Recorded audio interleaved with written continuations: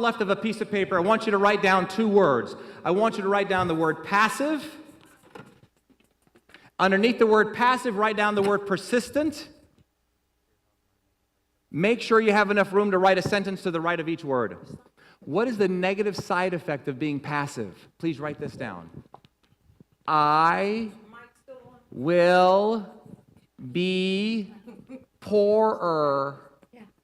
Yes, poorer is a word. $50,000 in income is poorer than $100,000, and $100,000 is poorer than $200,000, and so on. Now, what's the negative side effect of being persistent? For fear you answer it wrong, do not answer it out loud as rhetorical. What is the negative side effect of being persistent? Please write it down. I will tick people off.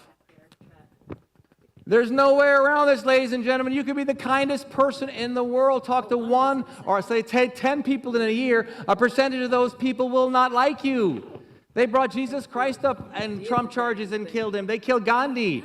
Now, something tells me here with your career, with Young Living, that probably will not be quite so dangerous if you have the right values and beliefs in what? 2 things for clarity. Here they are. You can make a little cross right here like that.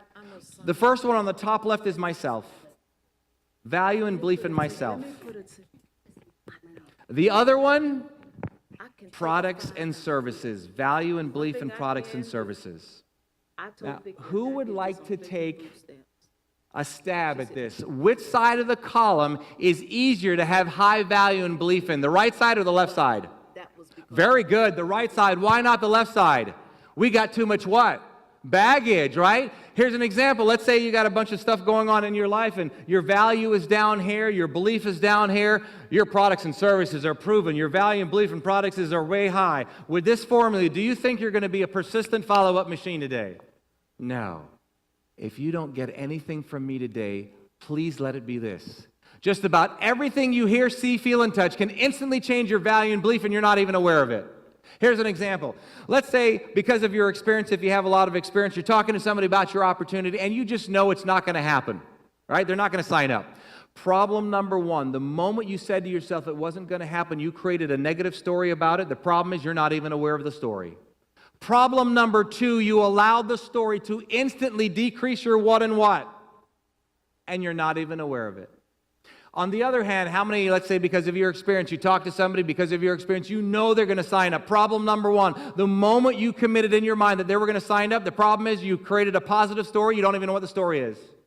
Problem number 2, you instantly allowed the story to increase your what and what, and don't even know it. You know where the problem is here? The problem is here, that causes us to become an emotional roller coaster. You become like a kite in the wind. Wherever you get blown, that's where you go. I get a bunch of no's, I can't make more calls. Somebody says yes to me, wow, I'm excited. And you're like this. Who do you think is going to have more success? Somebody that's on an emotional roller coaster like this, or somebody that's doing something like this? Yeah, this is what we want right here. Now, I want you to write down 2 numbers. I want you to write down 100 times 10 and 1,000 times 1. These numbers are equal to the same. They're numbers in principle for marketing. Which one is smart? Which one is stupid? Calling 100 people times 1, is that smart or stupid over calling 1,000 people times 1? I'm sorry, 10. Calling 100 people times 10 is smart. Nice and loud. Say it with me. It's what? Smart. So then calling 1,000 people times 1 is stupid. Nice and loud. Say that with me. It's what? Stupid. Let me share with you how stupid we as very intelligent people can become if we're not careful. Let's say you get a phone number for somebody to call. You make a phone call, you leave a message, they don't call you back. Why in the world would you expect them to call you back? I have no idea. It's called network marketing. Question for you, simple. How many of you here truly want to control your financial destiny? Then you make the phone call. Don't wait around for somebody to call you. That's crazy. So what should you do with that number now? Call it again. So you pick up the phone, it does not get any heavier. It's the exact same weight it was when they manufactured it. You don't have a fear of cold calling. I tell you what you have. I tell you what Gary has. We have a little negative self-talk that goes like this. I wonder if I call him again, I might be calling them too early in the day. Oh, if I call him twice, I could call him too late at night. If I call him another time, maybe I could be bugging them. Oh, if I call him one more time, I could just tick them off. And before you know it, you take that number, you put it away without even thinking about it. You go to a brand new number. Why a brand new number? You need to know that for clarity because you have nothing negatively associated to it. Which means the number that we tried once, we already got a stupid little story going. You know what it says? Well, they must not be interested. They would have called me back. Really? So we go to another number, and another number, and another number. We just started the 1,000 times 1 all over again, and we said that was what? Stupid. How many of you in here be willing at one time or another you do something like that? I'd be the first to put my hand up. You know why? Because you can't change what you don't acknowledge. Now, why is it so important to learn to master with your value and belief system, ladies and gentlemen? 80% of your sales are made between the 5th and 12th attempt. 80! So because if you have stupid little stories going on and your value and belief is too low between this one and this one, what happens is you're going to stop. And if 80% of sales are made between the 5th and 12th attempt, you're going to stop at 2 or 3 and you're going to limit your income. Does that make sense? So then what is the difference between somebody who's massively persistent and somebody who's not? Please listen closely. Now remember, there's a difference between following up and persistent. You can convince yourself with a story that you're persistent because you call one person, they don't respond, you go to the next one, the next one, oh, I keep going, I'm persistent. But if we're persistent with the 1,000 times 1, we said that was what?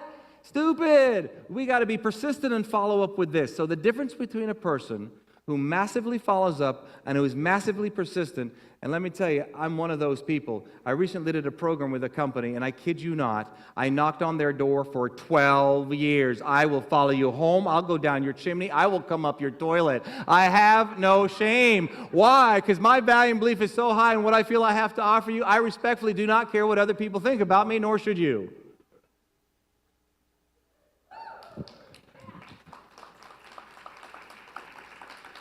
The difference between somebody like myself who's massively persistent and follows up and somebody who's not is I am aware of my own negative self-talk. I am no different than anybody else, but I have mastered the discipline through extremely high value and belief to ignore it when it is not in harmony with my goals, which I write down every single day. The person who does not massively follow up and is not persistent is either aware or not aware of their own negative self-talk, but either way, they cave in and obey it. That is huge, huge, huge, huge, all right? So, quick question as we wind down now. How many of you have been able to identify, by a show of hands, a couple things that, as you're listening to me today, that you've been able to identify, that if you brushed up just on a little bit, it could make a huge difference, not on your personal life, but also in your professional life? I think most of us would admit that. And the next thing is, once you identify these things, what do you want to do with them? You want to get rid of them right away or hang on to them for a couple more years? That hanging on to them, that doesn't last long. That doesn't work. That causes too much pain. It's kind of like driving down the road one night. You come up to a stop sign, you look around, there's nobody there, so instead of stopping, you decide you'd creep on through, and you do just that. 30 seconds later, you look in the rearview mirror, what do you see? Right, there's a siren, your heart's pounding, police officer, he pulls you over, and he says to you, do you realize that you didn't stop, you just slowed down? And you look at the officer, come on, officer, stop or slow down, what's the difference? He says, let me show you the difference. He pulls you out of the car, he whips out his baton, he starts hitting you on the head with it over and over, and he says, now, would you like me to stop or slow down? There's a big difference. So we've got to learn to what? We've got to learn to stop as opposed to slowing down.